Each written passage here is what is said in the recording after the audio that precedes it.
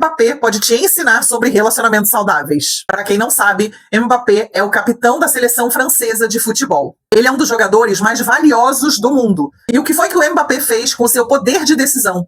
Ele se negou a que a sua imagem fosse usada para difundir apostas online. Ele não teve medo de sair da seleção. Ele não teve medo de perder tudo o que ele tem hoje profissionalmente, porque ele sabe muito bem quais são os valores dele e ele sabe se posicionar e colocar limites. E sabe o que aconteceu depois? A Federação Francesa de Futebol mudou todas as regras para que nenhum jogador seja obrigado a ter a sua imagem vinculada a uma marca que não está de acordo com seus valores. Vamos pensar junto no que isso representa. O nosso cérebro foi programado ao longo de milhares de anos para que a gente sobreviva. Então, sobreviver lá nos primórdios significava a gente estar em bando.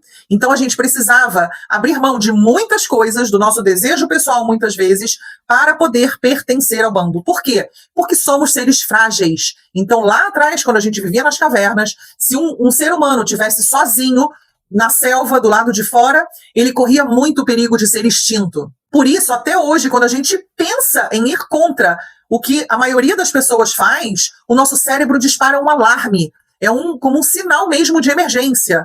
Como se a nossa sobrevivência dependesse da gente se adaptar ao que a maioria está fazendo. É por isso que é tão difícil hoje a gente mudar os nossos padrões de comportamento. Eu sei que você se culpa porque você entende e você não consegue mudar. Mas você precisa saber que é um mecanismo de proteção. A gente precisa entender isso para poder depois lidar com esse mecanismo, acalmar esse alarme. E o Mbappé, ele fez exatamente o movimento contrário. Ele foi contra a maioria. E isso só foi possível porque ele é um homem profundamente consciente do seu valor como profissional, do que ele entrega e principalmente dos seus valores humanos e dos seus limites. Por isso, quando ele se posicionou, em lugar de ser excluído, ele foi reconhecido, ele foi respeitado. Como uma boa mentora orgulhosa das minhas mentoradas, eu quero trazer 2 casos de mulheres que hoje estão ou estiveram em uma mentoria comigo. A Cris é uma mulher que cresceu para dar conta de tudo. Ela foi educada, ensinada que ela precisava resolver os problemas que apareciam. Ela tinha que estar sempre performando, desempenhando funções várias para poder deixar todas as petecas no ar, não deixar nenhuma peteca cair. Isso influenciou todas as suas relações, todas as áreas da sua vida, no trabalho, na relação afetiva. E ela chegou numa sessão outro dia para mim e me disse: Rafa, você acredita que pela primeira vez eu me posicionei com o meu chefe que me mandou um e-mail me pedindo para desempenhar uma função, além das várias funções que eu desempenho, muitas delas que nem são minha responsabilidade, e eu disse para ele que não podia. Foi a primeira vez. E sabe o que ele me respondeu?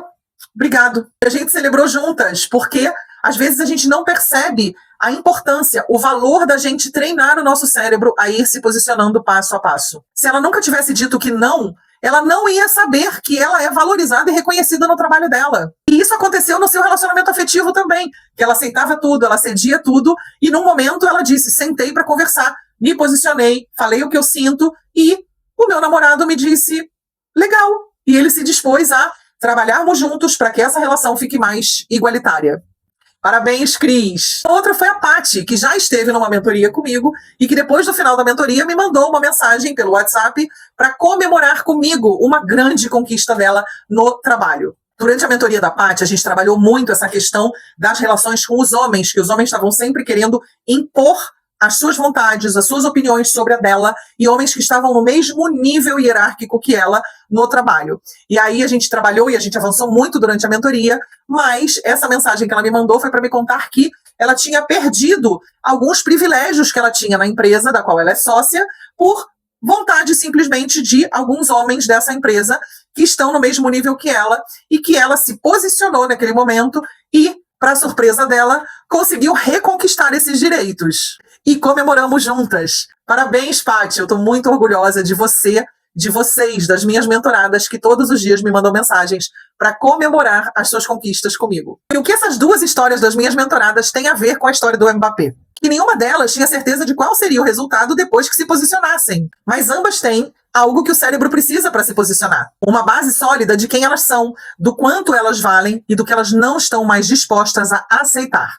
E é quando você dá os primeiros passos e entende que você pode se posicionar e isso não vai representar uma exclusão do bando, do grupo, que a gente começa a se sentir mais segura e avançar mais e mais no nosso posicionamento. Porque o cérebro aprende pela experiência, pela repetição. Então, cada vez que você se posiciona e você vê que a devolutiva é positiva, que o mundo não vai se desmoronar debaixo dos seus pés, ele sente que pode avançar ainda mais. Agora eu quero te fazer uma pergunta. Quantas vezes você não se posicionou por medo de ser excluída? Quantas coisas você já calou que você precisava dizer? Quantas vezes você se diminuiu para encaixar? Você se atropelou, você se desrespeitou para não deixar de pertencer?